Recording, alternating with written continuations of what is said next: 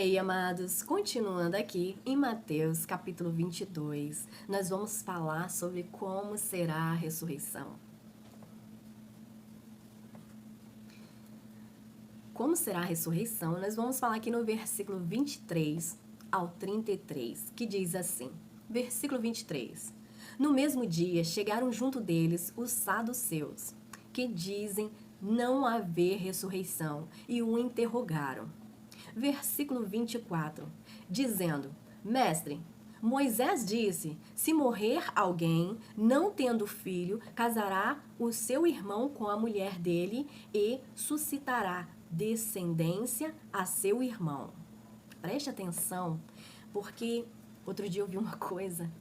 Olha, eu vi uma coisa na televisão, que eu gosto muito de ver o YouTuber, algumas coisas no YouTuber. E eu vi ali um debate ali sobre um pastor e uma pastora lésbica.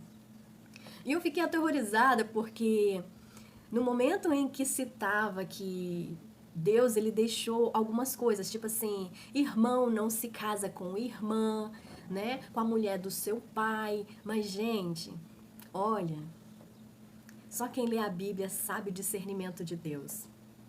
Porque o momento em que Deus deixou essa descrição para nós foi porque Deus ele tentou fazer de um jeito e ele viu que não deu certo, então ele colocou regras para nós, para que nós não continuássemos a fazer. É do mesmo jeito, vou te dar outro exemplo. É do mesmo jeito quando Deus falava, você matou? Então mata ali um cordeiro, mata ali um bode e ofereça em sacrifício e eu perdoarei você. Só que Deus parou para pensar, olha, as pessoas estão matando, mas não está se arrependendo, mas mata um animal e eu perdoo. E depois elas vão e matam de novo, porque não há o arrependimento. Então Deus fala, não quero mais sacrifício. Não quero mais sacrifício, quero arrependimento. Não quero mais sacrifício, eu quero obediência. Então, Deus viu que aquilo que ele colocou não funcionou. E aí ele vai e coloca outra regra. Mas, Vanessa, isso está na Bíblia? Está na Bíblia. Está na Bíblia, leia a Bíblia. Então, Deus viu que não estava valendo a pena, porque o povo matava hoje, amanhã queimava lá um animal como sacrifício, perdoa os pecados e amanhã não havia arrependimento. Então Deus fala, não quero mais o sacrifício de vocês. Não há para mim arrependimento neles. Deus injuriou e ficou muito nervoso e acabou tomando essa decisão. Então, do mesmo jeito, assim sucessivamente com outras coisas. Aí eu vi que a pastora ela diz bem assim, quando lê aquele trecho, né, não casai com irmã, tal, não sei o que lá, eu vi que ela falou assim, então Abraão tá lascado. Gente, é aquilo que eu disse, lá atrás, Deus fez uma grande nação, sangue puro. E depois, ele mudou as regras lá na frente, porque ele viu que aquilo ali não ia dar certo. Aquilo ali não ia dar certo. E você sabe mais ou menos em que momento que eu acho que Deus pensou que não ia dar certo? Quando ele viu que o ser humano não aceitava certas coisas porque ele tinha certeza que ele não estava sendo justo com aquilo. Então, eu não sei se vocês leram uma parte da Bíblia que veio agora na minha cabeça, eu vou até falar para vocês. Tem assuntos que são delicados na Bíblia que a gente tem que só mostrar mesmo. Mas houve um momento em que uma mulher casa com um filho, né, de um pai, e aí esse filho morre, e aí o pai obriga o outro filho a continuar ali. Então os filhos que nascessem não seria daquela pessoa, seria daquele irmão que morreu. E aí esse filho fica indignado. Ele fala, eu não vou ter um filho pro meu irmão, eu quero ter um filho pra mim, eu não quero ter um filho pro meu irmão. E ele não aceita. E Deus naquele momento mata ele, porque Deus tinha colocado regras que assim tinha que ser, né? Então, o irmão morreu, então o outro irmão vinha casar com a mulher e tal. E Deus viu que ele precisou matar aquele irmão que não aceitou as regras de Deus. Pensa na cabeça de Deus. Aí Deus falou, esse lutou comigo. Eu matei ele. Mas na mente dele, ele não queria gerar uma família para o irmão morto. Ele queria gerar uma família para ele. Pensa Deus. Deus pensando isso. Porque Deus é sábio, é inteligente. Deus educou a sabedoria. Então Deus, eu acho que ele vendo tudo isso, ele deu a oportunidade da humanidade ter a sua própria família, de ser feliz. Então ele reformulou aquelas regras dele e começou a falar, olha, não quero que vocês, irmão, casem com a mulher do seu irmão que morreu, não quero que faça isso, não quero que faça aquilo. Por quê? Porque Deus, ele quer que as pessoas tenham a sua própria família, que seja da própria pessoa. E Deus foi reconhecendo, e foi nesses momentos que Deus foi reconhecendo que ele falou, eu não quero mais sacrifício, eu quero arrependimento, eu quero misericórdia. Deus, ele foi colocando o amor dele, ele foi olhando e sentindo aquilo tudo. Por isso que ele decidiu, eu não aceito mais o sacrifício de vocês. Eu não aceito mais. Eu quero arrependimento. Então, foi um momento que o último sacrifício foi Jesus Cristo. Hoje em dia, se você não se arrepender, não se batizar, não aceitar Jesus com a sua boca, confessar que aceita Jesus como seu único Salvador e Senhor, você não entra no reino dos céus. Ah, mas peraí que eu vou matar um bodezinho ali, porque na Bíblia está escrito. Então você não leu a Bíblia. Porque é o que eu estou dizendo. No começo dos tempos, Deus deu uma regra. Depois, Deus mudou a regra. Ele não aceita mais animal como sacrifício. Agora tem que ser arrependimento. Então, quem leu a Bíblia e pediu a Deus o discernimento, Deus ensinou o que tem que ser feito. E você não será confundido. Então, Deus ensinou o que tem que ser feito. Antigamente, Deus achou que aquilo serviria, matar um bode lá, matar um animalzinho como sacrifício do seu pecado. Hoje em dia, Deus reformulou e fez uma nova regra. Que se não se arrepender, não se batizar, não confessar que Jesus é seu único Salvador e Senhor, não entrarás no reino dos céus. Ah, mas eu sou uma pessoa boa, não interessa. Ah, sou uma pessoa mal, não interessa. Se não se batizar, se não confessar que Jesus é seu único Salvador e Senhor e se arrepender dos seus erros, não entrará no reino dos céus. É o que está na Bíblia, é o que a Bíblia ensina. Mas, Vanessa, de geração em geração, a Bíblia vai mudando. O ser humano vai colocando as palavras deles para ficar mais fácil, assim diz eles. Mas uma coisa eu te falo. Deus vai falar com você como Deus falou nos tempos de antigamente. Escreve o que eu estou te dizendo. Se você sentiu no coração, ouviu a voz do Senhor, não endureça o seu coração. Porque Deus vai falar com você. Deus vai falar com você.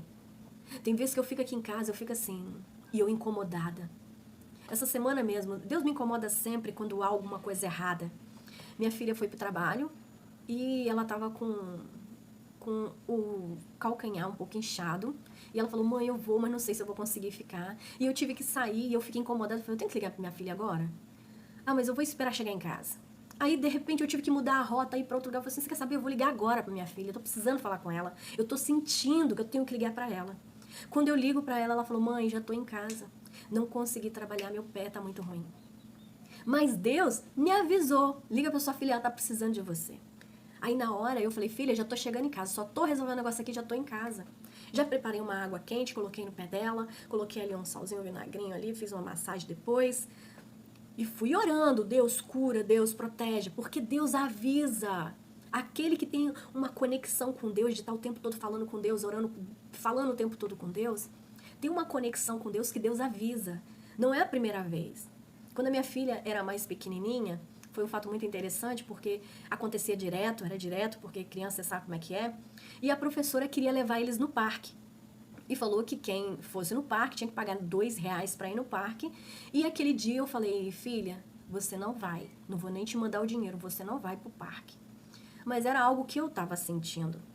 E aí, eu em casa, arrumando as coisas, e de repente eu sinto uma angústia dentro de mim e eu começo a clamar a Deus. Aquela angústia não saía, eu começava, Deus, que o Senhor vá agora, Senhor Deus, proteja minha filha agora onde ela estiver, que o Senhor possa, Senhor Deus, dar livramento para ela, que o Senhor possa guardar ela, acampa seus anjos e arcanjos ao redor dela. E comecei a clamar, clamar, clamar, até aquela angústia sair de mim.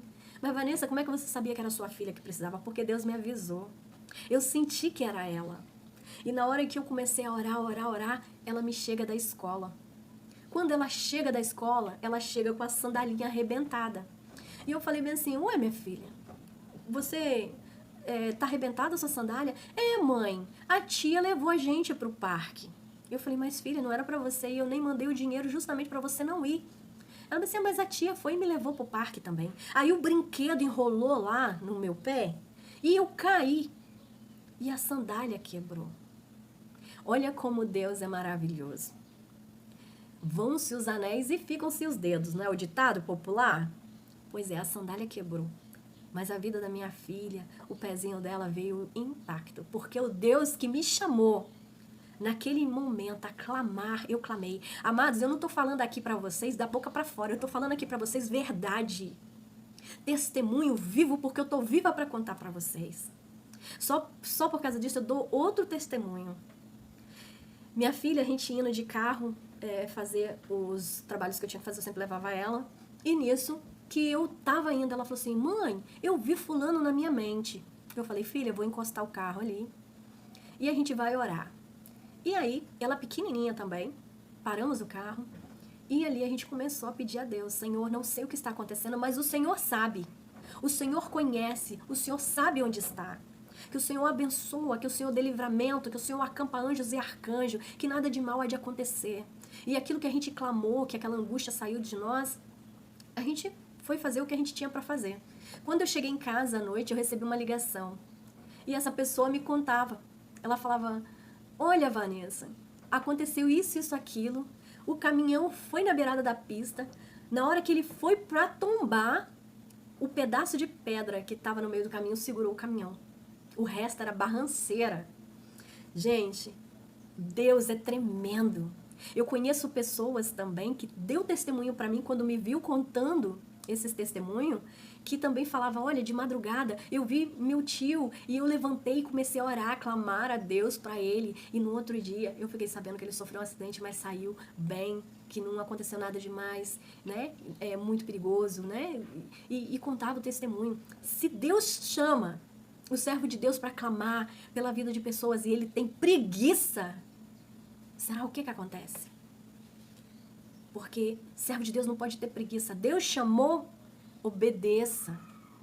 Porque está nas suas mãos as vidas, as almas. Somos pescadores de alma, porque muitos são chamados. Poucos são os escolhidos para isso.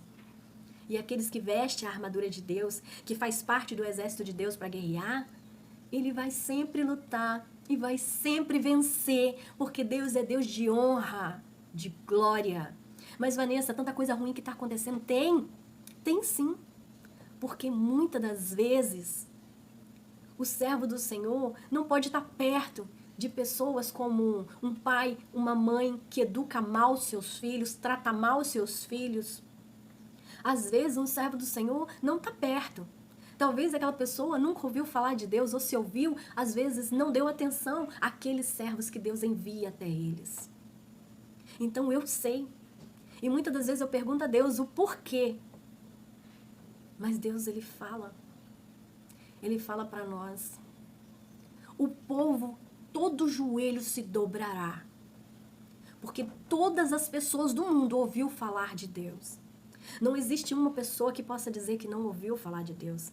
E se ela nega, se ela não quer, Deus deixou o livre-arbítrio para a escolha.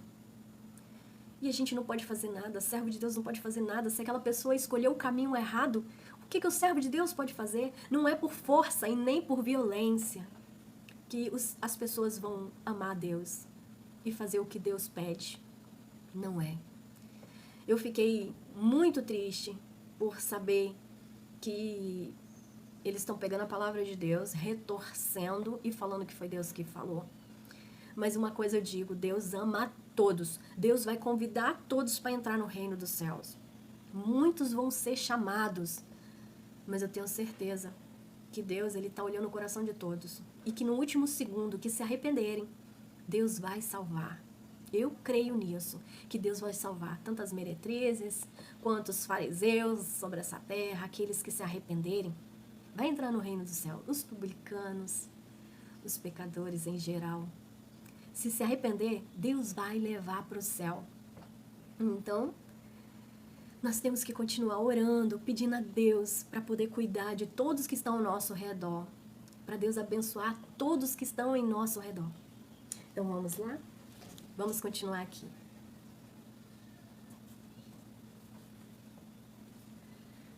Versículo 24.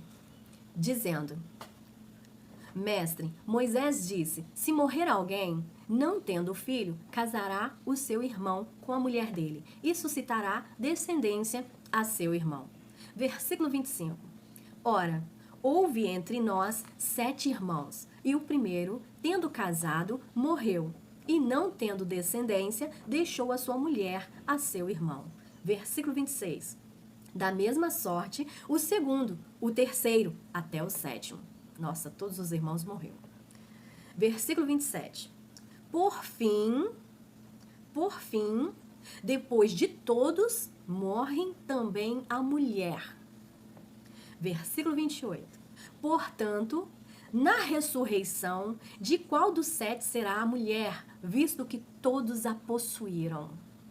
Presta bastante atenção, que é outro ensinamento muito importante. Uma mulher envolvida aí com 7 homens, quando todos eles morrem, de quem será a mulher? Bem, vamos ver o que Jesus ensina sobre isso? Versículo 29. Jesus, porém, respondendo, disse-lhe: Errais, não conhecendo as Escrituras, nem o poder de Deus. Marca na sua Bíblia. Versículo 29. Versículo 30. Porque na ressurreição nem casam, nem são dados em casamento, mas serão como os anjos do céu, mas serão como os anjos de Deus no céu. Amados, quando nós morrermos, nós seremos como os anjos do céu. Não conheceremos quem foi nosso passado. Nós nem nos lembraremos de nada disso. É por isso que no céu não haverá choro e nem ranger de dentes. Só vai haver paz e tranquilidade. Porque nós não nos lembraremos da atribulação dessa terra. Mas não é a mesma coisa no inferno. Terá choro e ranger de dentes. Eternamente. Bem, amados. Versículo 30, se quiser marcar na sua Bíblia, marca, porque diz sobre a ressurreição. Porque na ressurreição nem casarão e nem se darão em casamento, mas serão como os anjos de Deus no céu. Versículo 31. E acerca da ressurreição dos mortos, não tendo lido o que Deus vos declara, dizendo: Eu sou o Deus de Abraão, o Deus de Isaque, o Deus de Jacó. Ora, Deus não é Deus dos mortos, mas dos vivos. Eu gosto muito dessa passagem. Então, marca aí, versículo 32. Mas preste atenção, versículo 31. E acerca da ressurreição dos mortos, não os tendes lido o que Deus vos declarou, dizendo, versículo 32, Eu sou o Deus de Abraão, o Deus de Isaque, o Deus de Jacó. Eu sou o Deus de Abraão, o Deus de Isaque e o Deus de Jacó? Ora, Deus não é Deus dos mortos, mas Deus dos vivos. Ora, Deus não é Deus dos mortos, mas dos vivos. Eu gosto demais dessa passagem. Porque quando nós falamos que Deus opera hoje o que operou no passado e que Deus é o Deus de Isaque, Jacó e Abraão, nós estamos confessando que nós acreditamos que aquele mesmo Deus que operou na vida deles antigamente vai operar hoje sempre. E Deus, ele vai ser sempre Deus dos vivos, porque Jesus, ele está vivo. E ele opera entre nós. Então vamos lá, versículo 33. E as turbas, ouvindo isso, ficaram maravilhadas de sua doutrina. Ficaram maravilhados da sua doutrina. Então é isso, amados. Nós vamos agora falar sobre o grande mandamento. Então lembre-se, acabamos de falar aqui sobre a ressurreição dos mortos, que Deus é Deus dos vivos e não dos mortos, que a ressurreição dos mortos significa que nós seremos como os anjos do céu, não teremos memória, lembrança desta vida que a gente vive hoje. Então, é essa mensagem de Jesus nesse tema da ressurreição, que nós seremos como os anjos de Deus no céu. Não nos lembraremos de nada desta vida. Não nos lembraremos de nada desta vida. Guarda isso no seu coração, que vai ser importante. Porque o mundo aí fora, há espírito em todas as coisas. Há o espírito da floresta, há o Espírito Santo de Deus, há os espíritos das trevas. Nós temos que distinguir e entre eles guardar no nosso coração que o Espírito Santo de Deus é o que testifica em nós tudo que Jesus ensinou. Então, guarda no seu coração. E vamos agora pro próximo vídeo que eu vou gravar agora para vocês, que vai ser o grande mandamento. Nós vamos falar sobre o grande mandamento. Qual será, né? Então, até o próximo vídeo.